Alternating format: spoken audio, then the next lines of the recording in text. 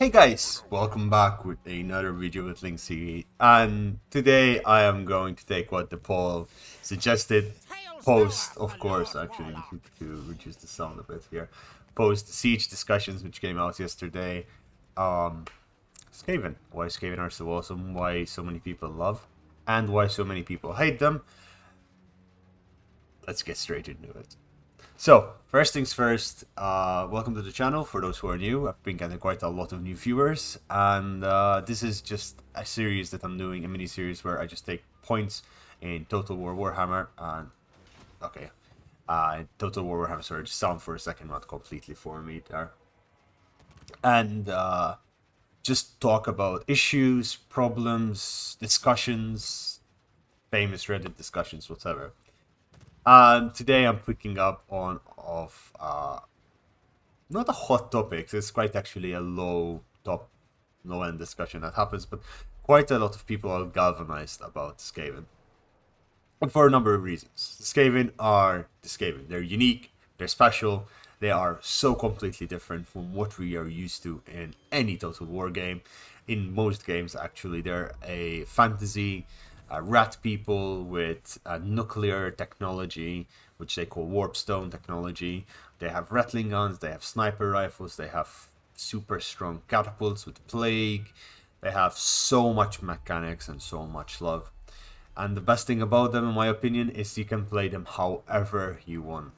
In this campaign, particularly, as you can see here, if you follow my channel for a while, you would recognize it as the campaign where I played that I barely couldn't settle any other settlement. I was playing it a bit for myself, so that is why I have actually a couple of settlements here and there. I am settling major settlements, just because I love playing Skaven and just jump in and play.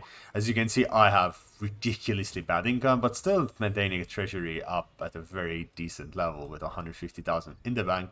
But of course, maintaining, I believe I have 4 armies of Doomstacks. We're talking rattling guns, plague claw catapults, poison wind mortars, and of course plague monks.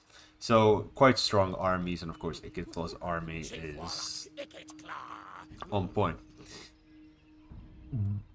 What is the main problem with Skaven?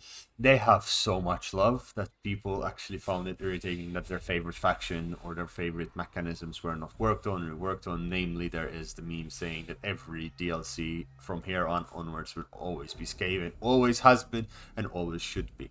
Not necessarily the truth, but they do get a lot of love. And namely, what I believe they do get a lot of love in is their mechanics. For example, playing as Ikit Claw, you have my favorite Skaven mechanic, which is the Forbidden Workshop, which is just absolutely crazy.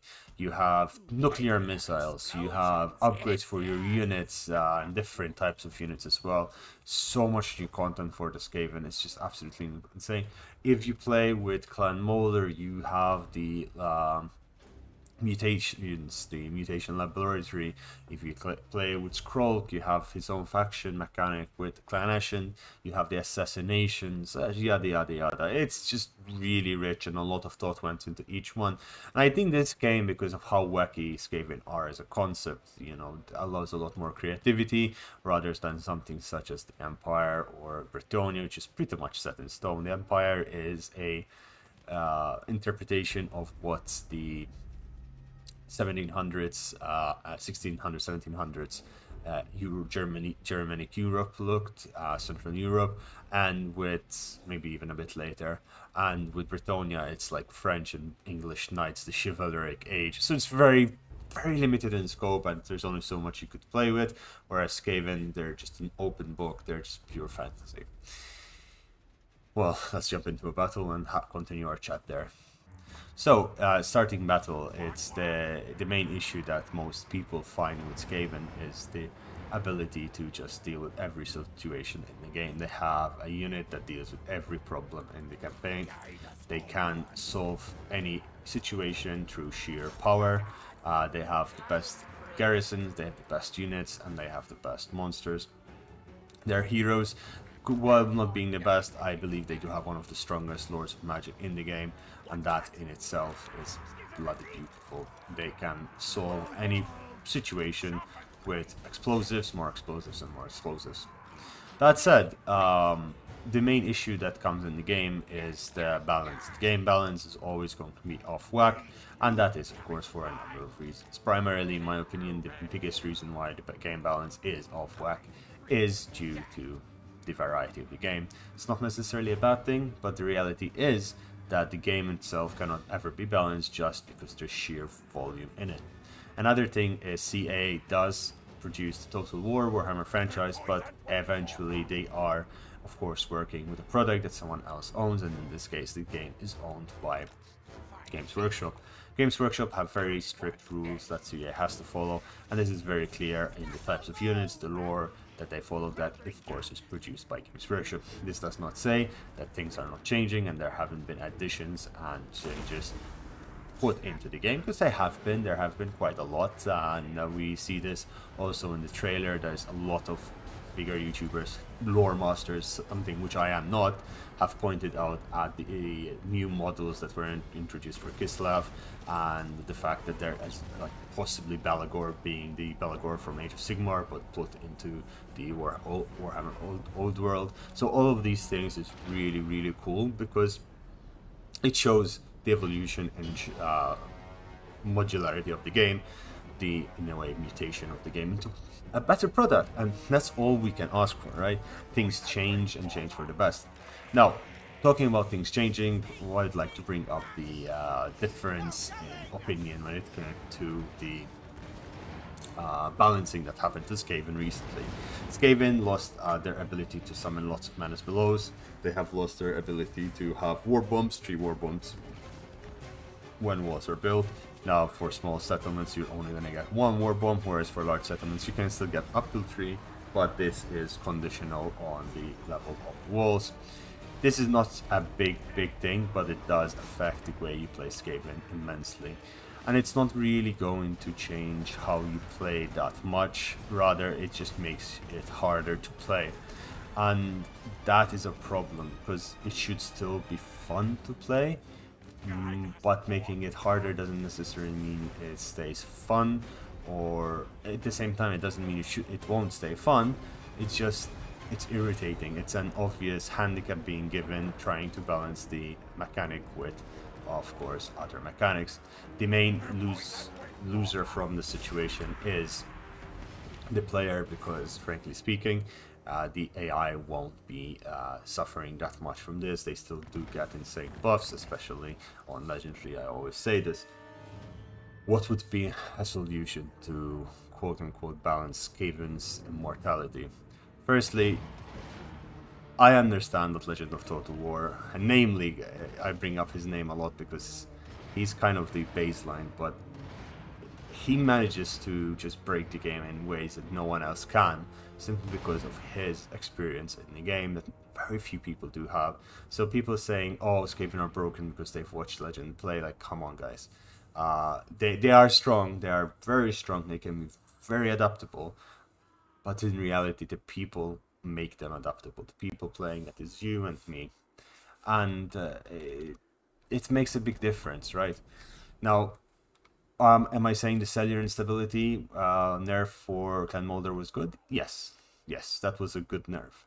But the other nerfs general to Skaven, to their assassination attempts, their ambush success chance, etc., will create an interesting balance that might not go the way the game developers intended, as it will just irritate people, frankly speaking. At least that's what I feel. I am a person that plays a lot of Skaven, and I feel irritated. Now, where am I going on with this rant? The rant is just simply saying that Skaven should be the model rather than the exception. They should be what we look forward to in new factions and old factions. In any reworks, we need to look at Skaven. And when I say that, what I mean is we need to look and this goes, of course, to what we as a community put forward to the developers and ask them. It's, please, make every faction as fun as Skaven. It's not easy. Very, very not easy. But it is doable. How? So, what is the doable part is that you need to find ways to include unique mechanics for every faction in depth. The food mechanic for Skaven is just an incredible baseline, and let's say that would be the Imperial 30 mechanic for the Empire. But if you're playing as Balthasar Gelt, make a mechanic for magic gathering, like with different unique lores of magic being headed by heads of the scholars of Winds of Magic. For the High Elves, Tyrion is perfect as he is. But then you have Altarian, which has a really cool mechanic, but when you look at Alariel, her mechanic, really speaking, is just numbers. There's nothing cool about it. Doesn't, I mean, it's interesting for me, who I'm a numbers nerd, but it's not interesting for everyone in that sense. So what we need to be looking for, in my humble opinion, is a way of dealing with new problems rather than old ones, not by removing what's there, or of course balancing is important. I'm not saying it is not, but removing stuff is usually not a good idea of solving problems that are there. This of course comes at a cost. There is of course the general game balance, which I by no means am an expert. This is just my feeling, my thoughts, and my I don't even know how to put it, because I understand, okay, and I'm sure that you as well as a viewer would understand when creating a game is so complex. And I take an example of a video I did recently, which was a video about the game balance with regards to growth. They changed the growth mechanic, and the cascading effect was insane. The butterfly, that's the word I was looking for. The butterfly effect of changing one very small thing across the entire world, a world that is so big and vast that I cannot even fit it on my 27-inch monitor at maximum resolution. It's just insane. It's just crazy, right? Like a small thing that can be fixed for the Kingdom of the Beasts, for Krogar, will undoubtedly affect everything across the map, including Malekith, because of Mal's Darkblade down here. Changing the orcs has completely changed the balance since May last year. We've seen a massive change, with a lot of people forgetting completely that orcs used to be completely wiped within the first 20 turns, 30 turns of a campaign. They never were an issue. Now they're a problem, and they affect not just the dwarves, but also the Empire, because the vampires became stronger, as the dwarves would not have the energy or manpower to deal with them. And this, in the case of point, is an example where I played a campaign with Geld recently, where I started in Lustria, so I gave up Solon, and what ended up happening is there was a power vacuum which the vampires took very easily. They ended up beating the Empire to bits, and the Empire took a much longer period to get together, with Reichland taking, I think, at turn 100 more or less, is when they actually confederated most of the provinces. So these are small things that could change the game. They're cool ideas, perhaps. I won't go as far as saying that my ideas are cool. That is not cool in of itself, but we need to keep in mind that at the end of the day, the balance is not in our hands, and balance in itself runs farther than changing a simple mechanic. But that simple mechanic which I'm talking about, the ambush success chance, has impacted us incredibly. Something which I like, and I noticed that should have been done for as documentary purposes from my end, is doing what the Great Book of Grudges has been doing, which is doing a full map time-lapse, seeing how each faction interacted with each other at every patch.